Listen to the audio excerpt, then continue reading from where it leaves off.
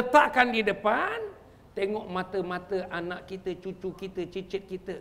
Tengok Islam kalau tidak dinegarakan. Tengok Islam kalau tidak dimasyarakatkan. Apa penyelesaian kepada anak-anak kita?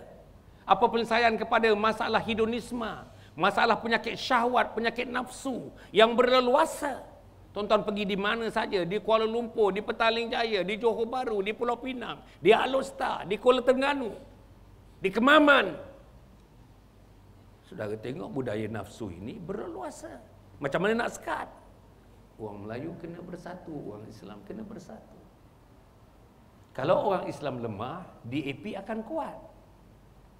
Kalau orang Islam berpecah, DAP akan kuat, PKR akan kuat, Anwar Ibrahim akan kuat. Itu yang saya tanda. Kemudian daripada Cikgu Mustafa. Cikgu Mustafa, perpecahan Melayu kerana ada PAS, kerana ada UMNO.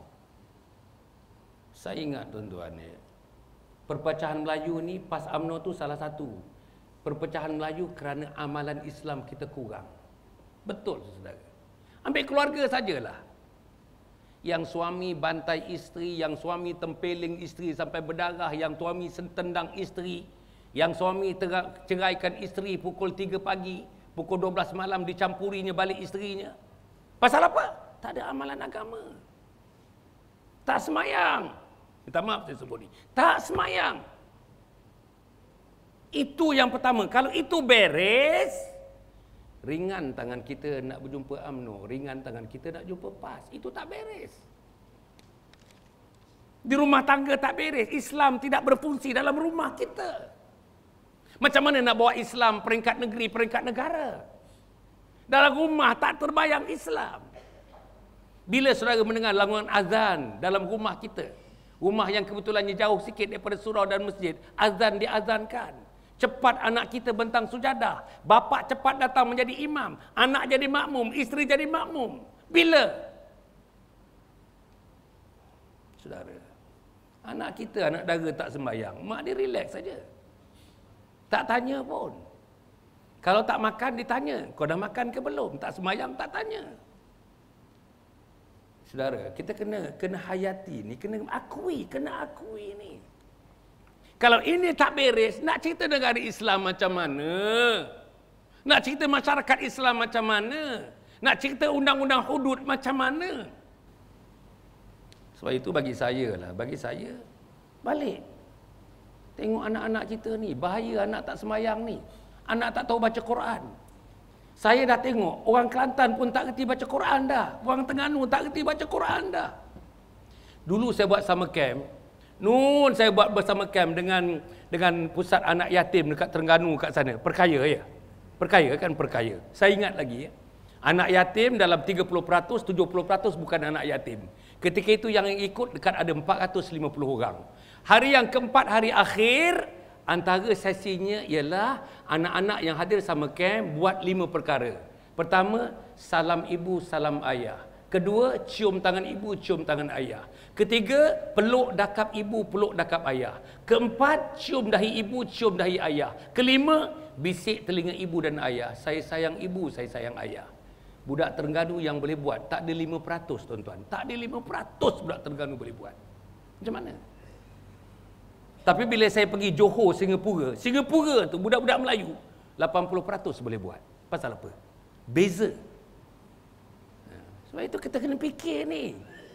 Kita kena fikir. Saya nak sebut tuan-tuan dan puan ya. Sebab itu penghayatan, saya setujulah PAS dan UMNO itu menjadikan manusia Melayu berpecah. Tapi perpecahan itu bermula daripada diri. Bila kita datang penghayatan agama, sebut bersatu, sebut akidah. Apa arti akidah kepada anak yang tak sembahyang? Tell me, what akidah means to those children who are not praying? What does akidah mean? Apa arti akidah kepada dia? Apa arti jihad kepada dia? Apa arti perjuangan kepada dia? Apa arti syurga neraka kepada dia? Dia tak sembahyang. So itu nombor 2. Saya nak sebutkan tentang ialah soal tahun 70-an hingga awal 80-an. PAS mengkafirkan UMNO dan sebagainya. Berbagai-bagai peristiwa selepas itu yang nikah. Dengan PAS nikah satu cara, dengan UMNO nikah satu cara. Kenduri PAS orang UMNO tak pergi, kenduri UMNO orang PAS tak pergi kerana sembelihan orang UMNO. Berbagai-bagai. Sembahyang kadang-kadang 2 imam, 3 imam, biasa kita dengar dan berlaku. Saya dah sempat menyaksikannya. Tapi saya nak sebut ini peristiwa hitam yang mesti letak jauh-jauh di belakang. Ini peristiwa hitam tak boleh dibawa di depan, tak boleh. Sebab ancaman kita tahun 70-an 80-an berbeza dengan ancaman sekarang. Ancaman sekarang DAP ancam kita. Ancaman sekarang Anwar Ibrahim ancam kita. Kita kena bangun sekarang ni. Dan buktikan 3 bulan 4 bulan yang akan datang ni, jangan bagi ruang dan peluang kepada DAP dan PKR dalam saudara membuat pemilihan nanti. Serius. Saya kalau ada Anwar Ibrahim nak bercakap sekali dengan saya ni, saya pun alu-alukan sangat. Walaupun kawan saya, kawan yang sangat baik, antara kawan yang terbaik. Walaupun saya sekarang dah keluar, Anwar Ibrahim jarang hentam saya. Pasal kawan ni. So saudara, kemudian yang berikutnya ialah daripada saudara Sobri, Syukri ya. Yang satu fenomena lagi di akhir-akhir ni dikatakan orang banyak kutuk kerajaan. Pegawai kerajaan pun ada kutuk kerajaan. Anak-anak muda kutuk kerajaan. Budak-budak universiti kutuk kerajaan. Dalam hidup ini, biasanya yang popular ialah anti-establishment. Anti-establishment ni model. Dia model. Budak-budak muda, dia tak mahu dengan mak bapak. Budak-budak muda tak mahu dikontrol mak bapak. Macam bila dia dah keluar daripada rumah, dia tak nak kerajaan kontrol dia. Yang baik apa yang kerajaan kata tak baik kepada dia. Macam juga yang baik kepada mak bapak tak baik kata dia. Sama. Ini namanya the traits of anti-establishment. Nah, kita kena terima realiti itu. Sekarang ni macam mana kita nak accommodate dengan attitude yang begini? Adakah mak bapak di sini sudah mempunyai kemahiran untuk menyelesaikan masalah anak-anak yang sedemikian? Anti-establishment. Kebanyakan mak bapak lempang aja. Kebanyakan mak bapak hantuk kepala dia ke dinding. Tak betul cara itu. Baca buku saya. Sebab itu saudara. Takkan kita nak ambil orang anti-establishment, anti-UMNO, anti-kerajaan baik Barisan Nasional, kita ambil kepala dia hantuk dekat tiang lampu. Tak boleh buat. Tapi apa yang patut kita buat? UMNO kena fikir ni. Kerajaan kita kena fikir apa patut buat. Bilangan anti-establishment makin lama makin ramai, makin banyak. Budak-budak universiti kebanyakan 70% anti-establishment. Pasal penguasaan Anwar Ibrahim di universiti-universiti. Penguasaan Anwar Ibrahim di universiti lebih hebat daripada penguasaan pemimpin UMNO. Sebab itu saudara yang saya nak pergi kepada saudara Syukri tadi ya. Tentang sebut juga tadi dalam PAS ya, ceramah ikut PAS, di luar PAS kan ceramah ikut di luar PAS. Saudara, kan saya sebut tadi ya, apa ceramah pun yang kita hendak ialah Islam. Dalam PAS ceramahnya Islam. Saudara kod satu ceramah saya di luar PAS yang saya tak cerita tentang Islam, saudara tadi ya, saudara Syukri tadi. Saudara kod satu ceramah Dr. Hassan di TV atau di luar TV yang saya tidak sebut tentang Islam, tentang negara Islam. Bagi saya tahu ceramah di mana? Agaknya saya lah di antara yang paling konsisten cerita tentang Islam, tentang negara Islam ni. Sama ada dalam PAS, sama ada di luar PAS, sama ada sebelum dipecat, sama ada selepas dipecat. Dan masa saya sebelum dipecat, susah nak cerita.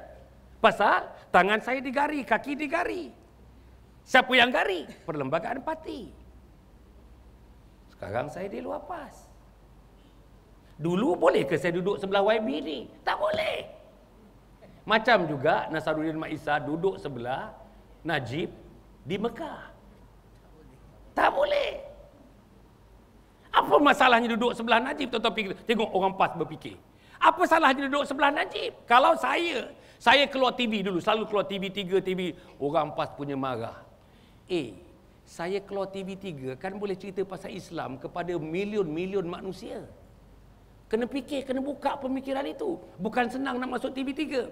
Kalau tuan-tuan nak masuk TV3, buat tuan-tuan, buat satu advertisement 3 saat atau 10 saat, tuan-tuan kena bayar dalam 70-80 ribu. Tapi saya dapat sampai 1 jam dalam TV3. Patut orang PAS kena fikir macam itu. Tapi tidak. Pasal orang PAS kata, TV3 itu UMNO. TV1 itu UMNO. Segala-galanya UMNO.